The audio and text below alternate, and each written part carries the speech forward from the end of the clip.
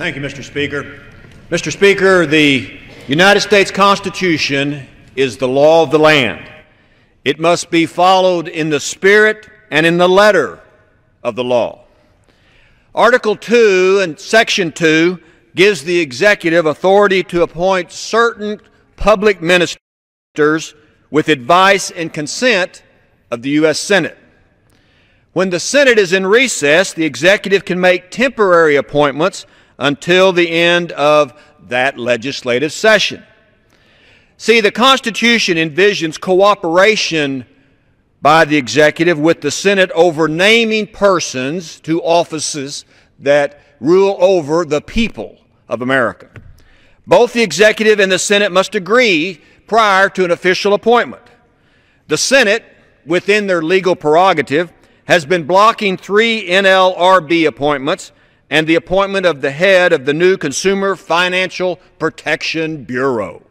However, ignoring the Senate, the executive appointed these people anyway.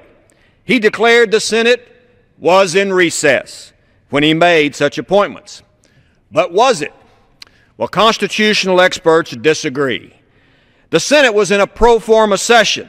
One reason they were in pro forma session was to prevent recess appointments by the executive branch. During pro forma sessions, the Senate can do business and meet another constitutional requirement to not be in recess without permission of the House of Representatives. More from the Constitution. Article 1, Section 5 says no chamber, the House or the Senate, can recess for more than 3 days without the approval of the other chamber. The House did not and even could not agree to a recess of the Senate because the Senate was in session, not in a recess. The executive's claim that the Senate was in a recess is flawed because the House did not consent to any Senate recess. Thus, the Senate legally had to still be in session until the House agreed to a recess under our Constitution. Furthermore, Congress determines when it's in recess, not the executive branch. There is more evidence the Senate was in session. The executive says the pro forma session was not a real session but a recess, so thus the recess appointments. However, during this pro forma session, the Senate passed legislation. The controversial payroll tax extension law became law signed by the executive. If the Senate was in recess, as the executive claims, then it seems the payroll extension law is null and void. Why? Because Congress cannot pass legislation unless it's actually in session. However, the opposite is true. Since the payroll tax law was passed during this pro forma session and the appointments were made during this pro forma session, the appointments are null and void. They violate the letter and spirit of the Constitution. They were made without confirmation of the Senate.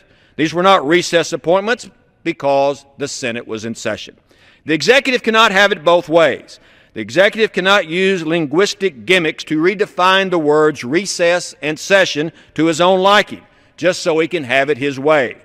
The letter and spirit of the Constitution have been bruised and violated by his actions.